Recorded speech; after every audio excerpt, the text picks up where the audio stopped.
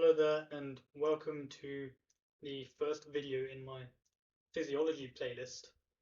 So in this video I will be talking about the sodium potassium ATPase and its job within our cells and in different cells. So I'm going to begin with what the sodium potassium ATPase actually does before going into the structure of the sodium potassium ATPase and explaining how it pumps ions across the membrane. And then I'm going to talk about a few of the functions of the sodium potassium ATPase within our cells. So the first function is that it generates different ion concentrations on the two sides of the membrane. And these ion concentrations, these differences in concentrations, create concentration gradients that can be used in membrane transport. I will then go on to explain how our membrane transporters can be used to regulate our cell volume and why we need to do that. And that's because of the Gibbs-Donan effect. And we'll finish off with some drugs that can target sodium potassium ATPase, as well as some experiments showing that the sodium potassium ATPase does in fact work the way we think it does. So what does the sodium potassium ATPase do? So to show what it does, I'm just going to draw a membrane and a very simplified structure of our sodium potassium ATPase like this. And what it's going to do is it's going to pump three sodium ions. So I'm going to draw the different ions in different colors. It's going to pump three sodium ions into the cell. No, that's silly. So it's going to pump three sodium ions outside of the cell for every two potassium ions into the cell. So that's what the sodium potassium ATPase does. So let's move on to its structure. So before we can explain the structure of the sodium potassium ATPase, you should know what an alpha helix is. So an alpha helix is just a coil of proteins or a single polypeptide chain coiled and held together by hydrogen bonds. And the sodium potassium ATPase, I'm actually going to zoom in to draw this. Sodium potassium ATPase is going to have 10 transmembrane alpha helices. So what does that mean? It means it has 10 alpha helices that go through the membrane. And these transmembrane alpha helices are also going to have 3 domains attached to them in the cytoplasm. So I'm going to label the cytoplasm down here. It's going to have 3 different domains in the cytoplasm that will do different jobs. So cytoplasm at the bottom, extracellular fluid at the top. So we're going to start off, I'm going to draw it in red. We're going to start off at our N-terminus. I'm going to draw it a bit further away because we need to fit in a domain. We're going to start off at our N-terminus. And then at the N-terminus, so at the N-terminus, it's going to be part of a domain. And we'll get to what that domain is later when we draw the other part of it. And then we have our first transmembrane alpha helix. So this transmembrane alpha helix is going through our membrane. And it goes through the membrane because on that alpha helix, the hydrophobic side chains, so usually you'll have hydrophobic side chains as part of the alpha helix going through the phospholipid bilayer of our membrane. We're going to have hydrophobic side chains that stick out, and they're going to really enjoy the presence of this phospholipid bilayer. So we're going to have our second transmembrane alpha helix that's going to come backwards. And on the second transmembrane alpha helix, attached to that, we are going to have the other half of our domain. And this domain is the actuator domain. Now, do you remember what the sodium potassium ATPase does? It pumps 3 sodium ions outside the cell for every 2 potassium ions into the cell. And the actuator domain is the domain. So a domain is just a functioning part of a protein. The actuator domain is the domain that actually ejects the sodium outside the cell and injects the sodium into the cell. It's the domain that actually binds the sodium and the potassium. So after your second transmembrane alpha helix, we are going to have a third transmembrane alpha helix going back out into the extracellular fluid, fourth transmembrane alpha helix, and then between this fourth and fifth transmembrane alpha helix, we are actually going to see two more domains. So one of them I will draw in blue. So again, we have part of a domain here, and then we're going to have a whole domain here, which we'll draw in green. And so we can use A as shorthand actuator domain. And then the rest of this domain will be attached to the fifth transmembrane alpha helix. So these two will come together to form the blue domain, and we'll get to what they do in a second. And this one, the green domain, is intact. So the green domain is the nucleotide binding domain.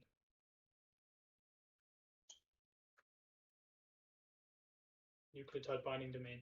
And I'll explain why we need that in a second.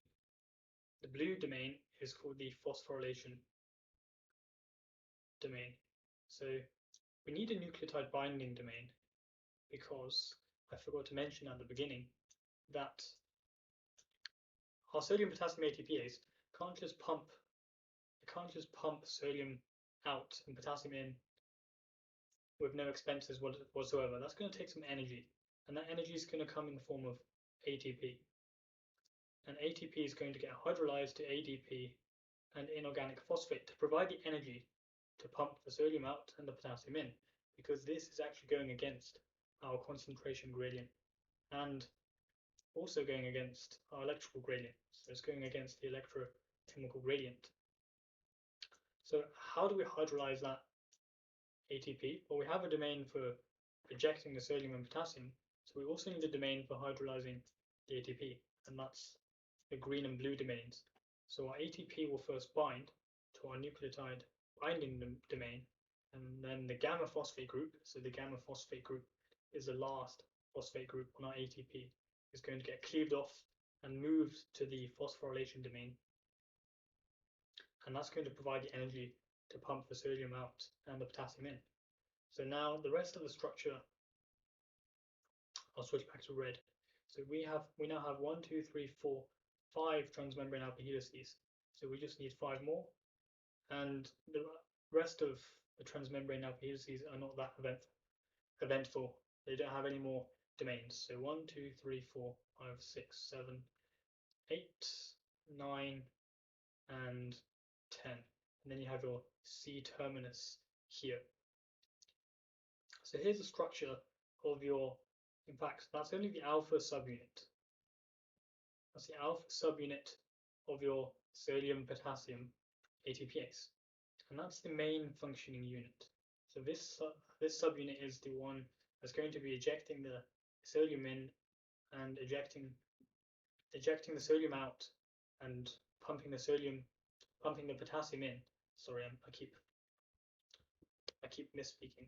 So this subunit is going to be the one pumping the sodium out and pumping the potassium in. But we also have other subunits, and they're going to have a slightly different job. So we have our beta subunit, and that's going to be responsible for basically moving this alpha subunit around. It's going to be associated, it's going to be quite closely associated, and it's going to only have one transmembrane helix like this.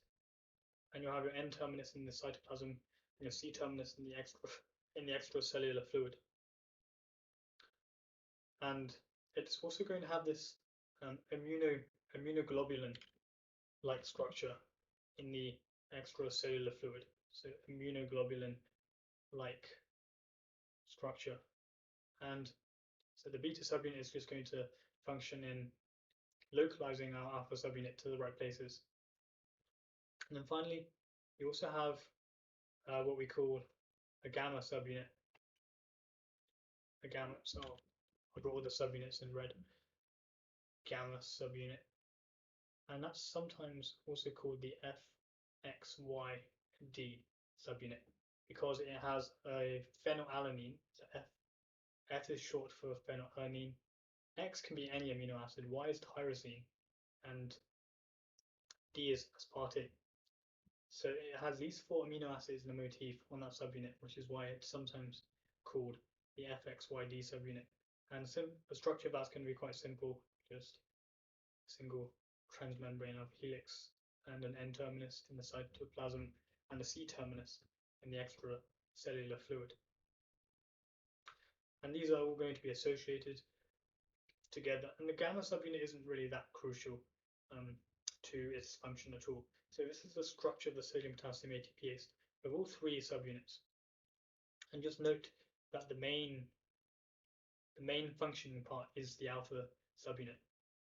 So now that we know the structure, let's go on to how the sodium potassium ATPase ejects 3 sodiums outside the cell and pumps 2 potassiums into the cell, and how it manages to obtain that energy from hydrolyzing ATP.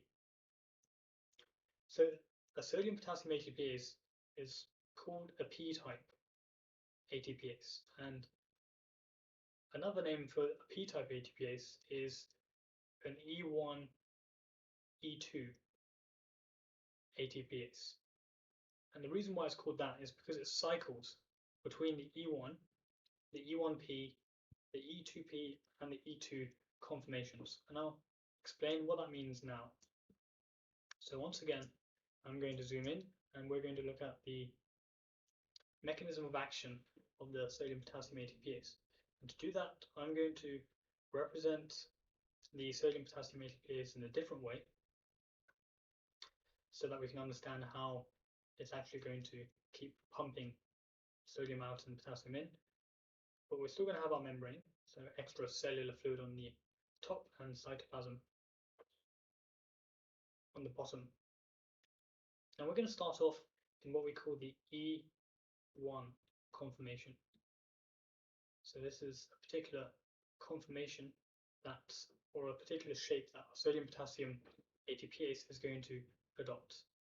And E1 conformation is the sodium potassium ATPase will be inward facing. And I'm going to draw 3 binding sites for sodium. And that's because in the E1 conformation, it has a high affinity for sodium. And it's also going to have our ATP attached. And I think I might represent that using another color. I'm going to represent that in yellow, because we haven't used that yet. And in this conformation is going to have a high affinity for sodium. And so sodium from inside the cell, which I will draw in blue, is going to come bind to the binding sites, the high affinity binding sites for sodium. And once that happens, then we're going to get a series of changes to another conformation. It's going to change into the E1P conformation. And the reason why it's called the E1P conformation is because the phosphorylation sites will be phosphorylated. So initially, the ATP will be attached to your nucleotide binding domain, so your N domain. So I've actually used a different color for our N domain last time, so we'll have to just cope with that. But ATP is initially bound to your nucleotide binding domain, which will shorten to N. But once sodium in blue binds to your high affinity sodium binding sites, then it's going to cause the phosphate group, so the gamma phosphate group. We draw the rough structure of ATP here. So ATP is going to have our sugar and 3 phosphate groups, as well as our base. So our base is adenine, our sugar is ribose, and our phosphate groups. So this last phosphate group here is the gamma phosphate group. That's going to get transferred to and remember your phosphorylation domain is actually just next to your nucleotide binding domain. So that's going to get transferred here, phosphate group. And once that happens, then your sodium is going to go in. It's going to get included into the transmembrane region, so the middle of your sodium potassium ATPase. And then that will be called your E1P conformation. So let's draw that out now. We're going to have our membrane, extracellular fluid, cytoplasm, and then our sodium potassium ATPase. But our sodiums are now within the sodium potassium ATPase because of those changes in conformation. And we have our phosphate group bound to our phosphorylation site, and ADP bound to our nucleotide binding domain, and that's going to come off. And when that comes off, our sodiums are actually going to leave the sodium potassium ATPase into the extracellular fluid on the other side, and that's going to be called the E2P conformation, because it's now facing the extracellular fluid and it still has that phosphate group attached to its phosphorylation site domain. So sodium will be ejected, 3 sodium ions will be ejected, and I will draw them out of the way because I have another point to illustrate. 3 sodium ions will be ejected, and we'll actually get 2 new binding sites, and those binding sites are going to be, wait for it, potassium, and it's the E2P conformation because we still have our phosphate group attached, our gamma phosphate group attached to the, which site? It's the phosphorylation site, but our ADP has left. So that's the E2P conformation. And then the E2P conformation has a high affinity for potassium. So that's going to bind to a high affinity binding sites for potassium. And once potassium does bind, we're going to go to our E2 conformation. And what's the E2 conformation? Basically, now our potassium is going to move inwards into the cell, and then our phosphate group is going to come off. Our potassium is going to move into the cell, which I'm going to draw here, and it's going to be once again still going to be facing the extracellular fluid, but our potassium is now moved into the transmembrane region, and our phosphate group is going to come off, and then our potassium will move into the cell once the phosphate group has come off. And after the potassium leaves, so dissociates from the sodium potassium ATPase on the cytoplasmic side, that's going to allow ATP once again to bind to our sodium potassium ATPase, and we go back to the E1 conformation with the ATP bound to the nucleotide binding domain. So I'll just write here that the phosphate group is bound to the phosphorylation domain, whereas the ATP binds to the nucleotide binding domain. So that's how the sodium potassium ATPase works. So we've now talked about what the sodium potassium ATPase actually does, and we've talked about the structure of the sodium potassium ATPase and how it's going to eject 3 sodium ions out of the cell for every 2 potassium ions into the cell. Now let's talk about some of its functions and roles it has within our cell. So the first function is generating ion concentrations, where you'll notice that if we're pumping 3 sodium ions out of the cell for every 2 potassium ions into the cell, what's going to happen? We can almost make a good educated guess that we're going to start to get lots and lots of sodium ions outside the cell in the extracellular fluid, So because we're pumping sodium ions out, obviously they'll start accumulating on the outside. So our sodium concentration on the outside, which I'll shorten to square brackets Na plus O, is going to be at around 140 millimolar. And our sodium concentration in the cytoplasm is going to be much lower, at around about 4 millimolar. So sodium concentration inside the cell, which I will represent using square brackets, is going to be around 4 millimolar. I'm actually going to double check that just to make sure. And luckily I did, because it's actually the sodium concentration inside the cell is actually 15 millimolar. And since we're pumping so let me actually draw the sodium potassium ATPase in this more simplified structure. So that's because we're pumping 3 sodiums outside, and we're pumping 2 potassiums into the cell. So where is our potassium concentration going to be higher? Well, it's going to be the opposite. So potassium will start accumulating inside the cell at around about 140 millimolar, and then potassium levels outside the cell will be quite low because we're removing it. It's going to be around 4 millimolar. So earlier I almost confused sodium concentration inside the cell for potassium concentration outside the cell. So those are our ion concentrations that are going to be generated by your sodium potassium ATPase. And what our ion concentrations are different, and that's going to form a concentration gradient. And what can concentration gradients be used for? Well, concentration gradients, they can be used in secondary active transport.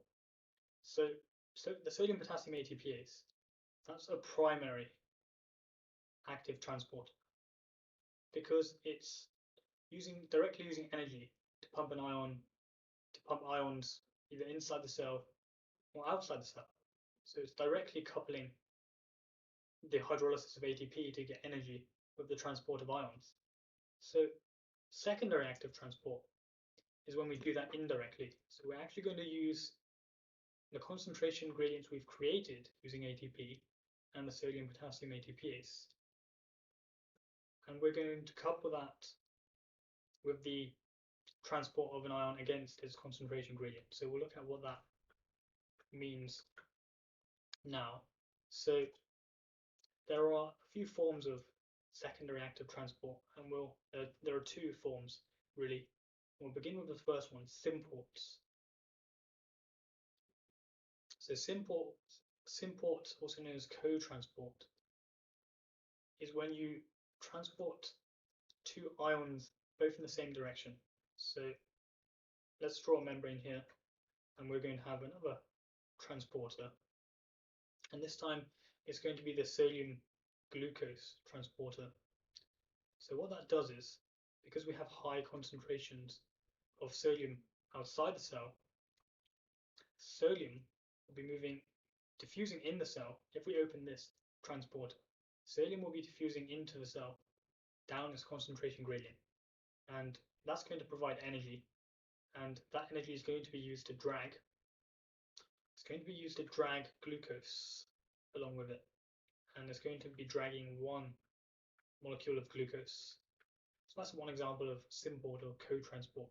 We're using the energy of the sodium concentration gradient to transport glucose down against its concentration gradient into the cell, and once it's in the cell, you can use it for glycolysis and to get more energy, and that's why we're going to want more glucose in our cells. And there are other ions that can move by symport as well. So we also have this is our sodium glucose transporter, or SGLT. This is going to be sodium glucose transporter 1, because there are many different types. And the next transporter we're going to look at is NKCC, which is your sodium, potassium, and chloride transporter. And that's going to once again use our sodium ion concentration gradient. So sodium will be diffusing, so sodium is blue. So sodium will be diffusing into the cell, and we're going to have one sodium diffuse into the cell. And we're actually going to have potassium move into the cell against this concentration gradient. And also chloride ions, two chloride ions will be moving into the cell. So NKCC because sodium N, potassium K, and then two chlorines for CC.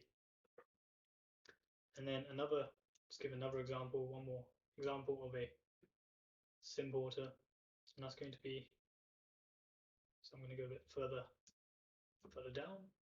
One more example of a symporter, and once again I'll be pumping. Then into the cell is your sodium chloride transporter, and that's going to quite simply pump one sodium into the cell, and it's going to use the energy of a sodium moving into the cell down this concentration gradient, and it's going to use that energy to pump one chloride ion into the cell. So that's a sodium chloride transporter, or NCC. And finally we have our symporter that's going to pump chloride, potassium and chloride out the cell, so KCC. And this one is a bit different. It's not utilizing sodium concentration gradient anymore. So remember, our potassium concentration was really high in the cell, 140 millimolar, because our potassiums are being pumped into the cell, and it's going to be really low outside the cell. So our potassium will diffuse out the cell down its concentration gradient, and that can carry a chloride ion with it. So there are 4 examples of symporters. Now let's talk about some antiporters. So if symporters transport ions and molecules in the same direction, what are antiporters going to do? They're going to transport ions or molecules in different directions. So I'm going to draw some antiporters underneath, and there will be 2 antiporters. So I'll just draw it down here. So antiporters, and the first one is going to be used quite a lot in muscles to get rid of the calcium in our cytoplasm, because calcium can cause muscle contraction as well as release of neurotransmitters in synapses. It's going to once again use the sodium gradient. We're going to get 3 sodiums coming into the cell.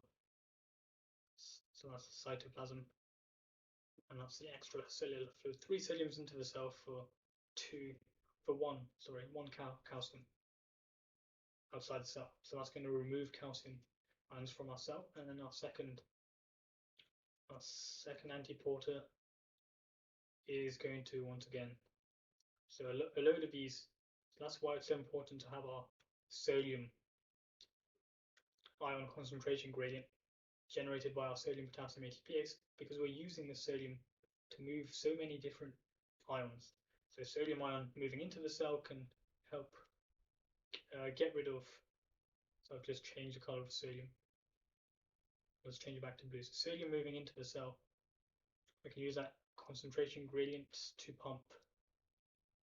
Let's use green for hydrogen ions out of the cell. So here are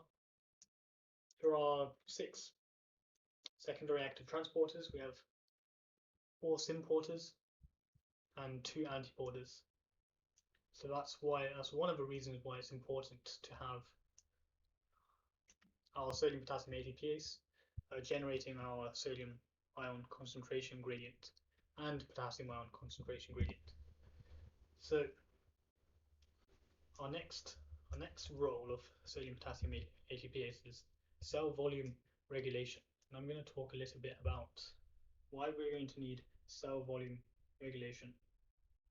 So you might have done osmosis before, and you'll know that in our cell, if we have a higher concentration of ions in our cell, then water is going to move in. Whereas if we have a lower concentration of ions within our cell, then water will be moving out and we're going to lose water. But we don't want any of that, do we? So we want our cell to have the same concentration as the environment, and that's usually the case. They usually both have an osmotic pressure of around 300 milliosmoles. So that's just the amount of pressure generated by ions and proteins within the cell that are drawing the water in. But outside the cell is also around the same. So it's either around 300 or 290 milliosmoles. But something, so it looks like I've vanished. I need to get myself back. Excuse me for a second.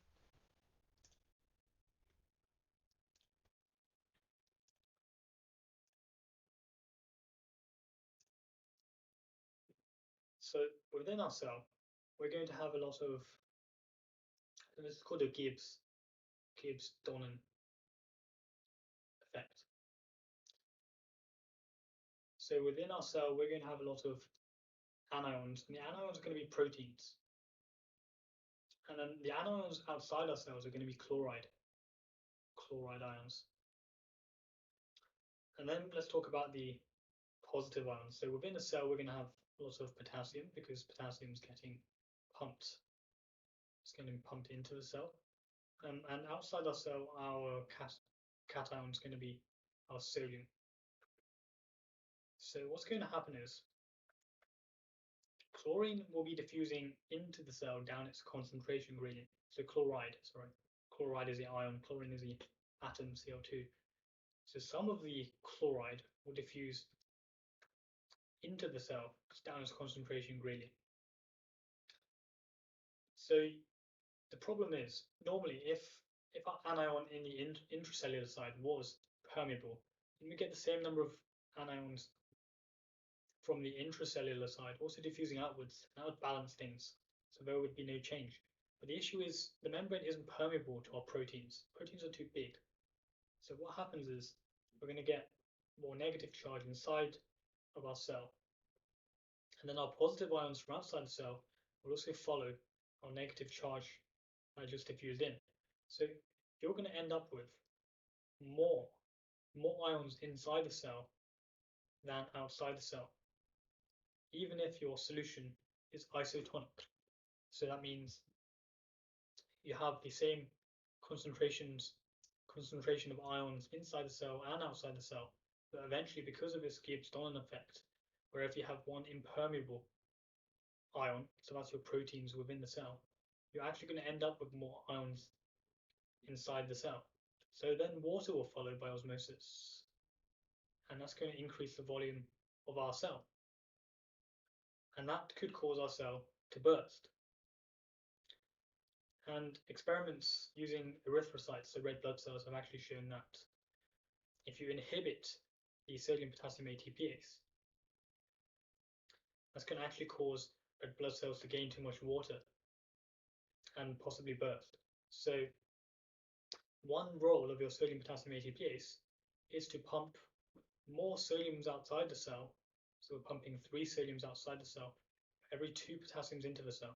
So we're actually decreasing the amount of ions inside the cell, and that's going to help us gain less water by osmosis. That's going to decrease our osmotic pressure drawing the water into the cell. So that's one role of our sodium potassium ATPase, is cell volume regulation, and this is in an isotonic environment. So if we're in a non-isotonic environment, so that could be somewhere like the kidneys, where the outside is one side is very, very heavily concentrated, we might need to use the sodium ion concentration gradient and use some of our symporters. So imagine in your kidneys, the concentration of ions outside the cell might be really, really high.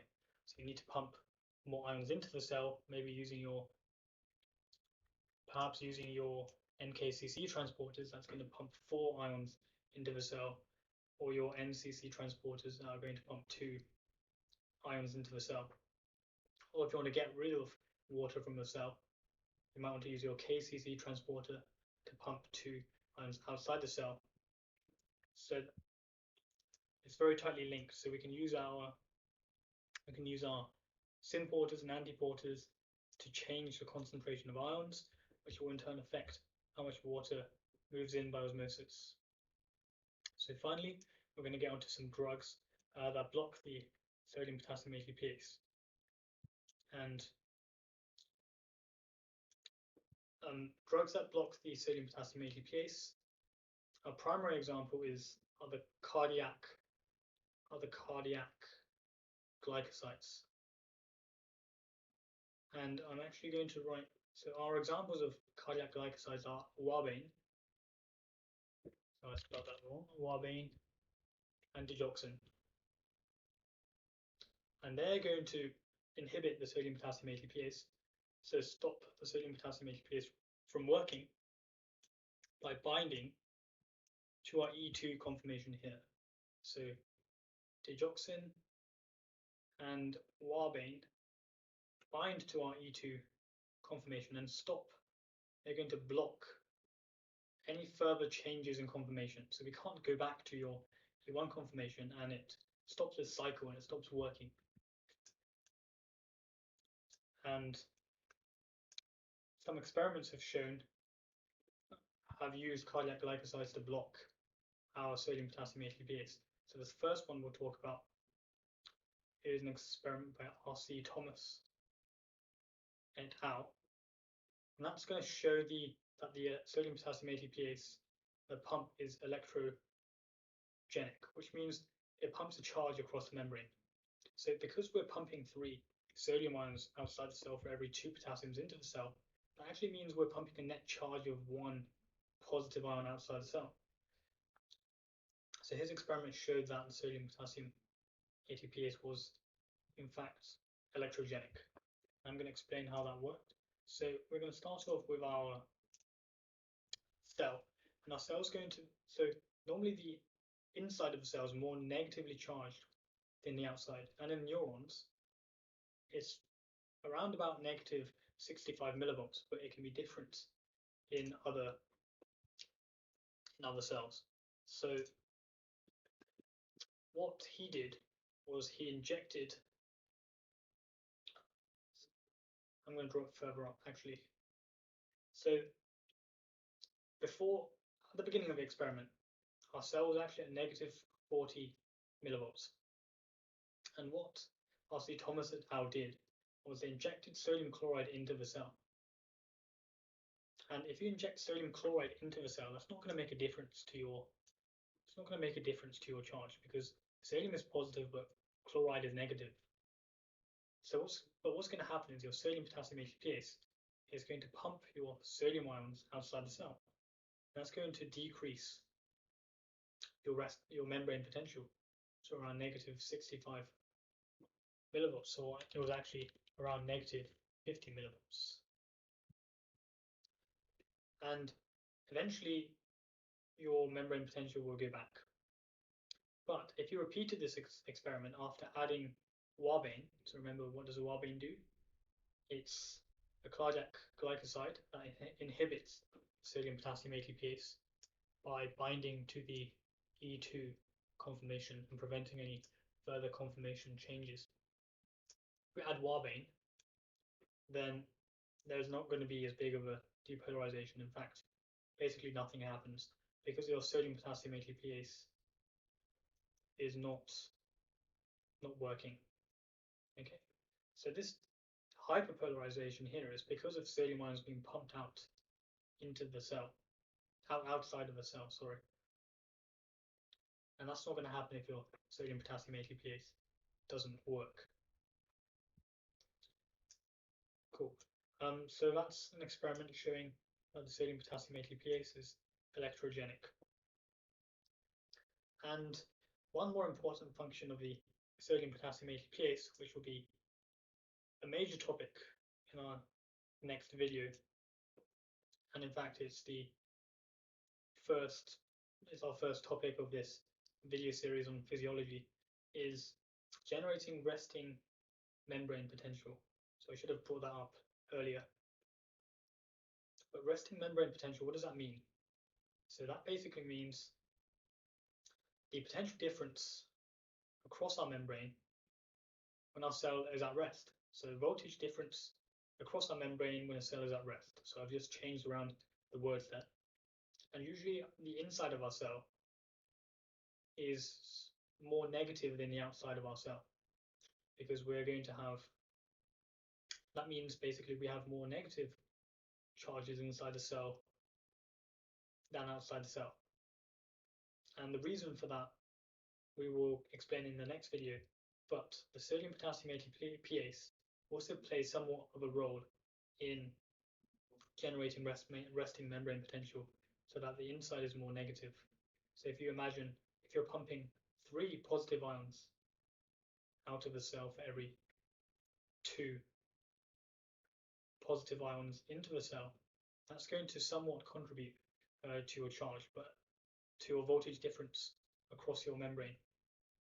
So the sodium potassium ATPase does play a role, but it's actually not the major factor that generates the resting membrane potential. And an experiment has shown that if you do inhibit your sodium potassium ATPase, that your resting membrane potential will only change slightly, and it's only going to change by about 4 millivolts. Okay, and our resting membrane potential, remember, is 65 millivolts. So the sodium potassium ATPase contributes very little to your resting membrane potential, unlike what a lot of people might believe. Okay, so that's the sodium potassium ATPase and all the jobs it has in our cell. Now let's go on a quick recap. So we started the video with what the sodium potassium ATPase does. And what it does is it uses energy from ATP to pump 3 sodium ions outside the cell for every 2 potassiums into the cell. And then we went on to the structure of the sodium potassium ATPase. So the sodium potassium ATPase has 10 transmembrane alpha helices. And in the cytoplasm, it has 3 domains, each with their own jobs. So we have the actuator domain, which is the one binding to the sodium and the potassium and ejecting the sodium outside the cell and pumping the potassium into the cell. The nucleotide binding domain binds to the ATP and hydrolyzes it and transfers the gamma phosphate group to your phosphorylation domain. We also have what we call our accessory subunits. So I don't think I mentioned the term for the beta and gamma subunits, the general term for them. So accessory subunits, and they're called accessory subunits because they're not really the one doing the main job. And the beta subunit is somewhat important because it helps localize the alpha subunit, but the gamma subunit is not necessary. And then we moved on to the mechanism of the sodium potassium ATPase. So it alternated between the E1, E1P, E2P, and E2 conformations. And we know that digoxin and warbane, which I've spelt incorrectly here, digoxin and warbane, which are cardiac glycosides, can block our sodium potassium ATPase. And then we looked at what our sodium potassium ATPase, what its role was within our cells. So it generates differences in sodium and potassium ion concentrations, with sodium concentration being higher outside the cell and potassium concentrations being higher inside the cell. And we can use these concentration gradients in secondary active transport, which is where you couple the diffusion of one ion, so that's normally our sodium and potassium, the diffusion of that ion to move another ion up against this concentration gradient. And we can use our symporters, which pump 2 ions in the same direction, or 2 molecules in the same direction. We can use our antiporters, which pump ions or molecules in different directions. And we can use that to help regulate our cell volume in either isotonic, so that's when concentration inside the cell and outside the cell are actually equal, and non-isotonic environments. So that's somewhere like the kidneys where it will be very concentrated on one side and not the other environments. And the sodium potassium ATPase itself actually plays a role by ejecting more ions outside the cell than ions is pumping into the cell. That's going to reduce cell volume, which is important because of the Gibbs-Donovan effects that will cause cells to actually gain water, gain volume, even in an isotonic environment. And we had our experiment which showed that sodium potassium ATPases were in fact electrogenic by inhibiting them with wabane. And I'm going to finish the video there. In the next video we'll talk about how selective permeability actually is a more important factor in determining resting membrane potential. Remember that the sodium potassium ATPase contributes just -4 millivolts. So in the next video we'll explain what actually generates our resting membrane potential, what causes the inside of a cell to be more negative than the outside. I hope you enjoyed the video and I'll see you in the next one.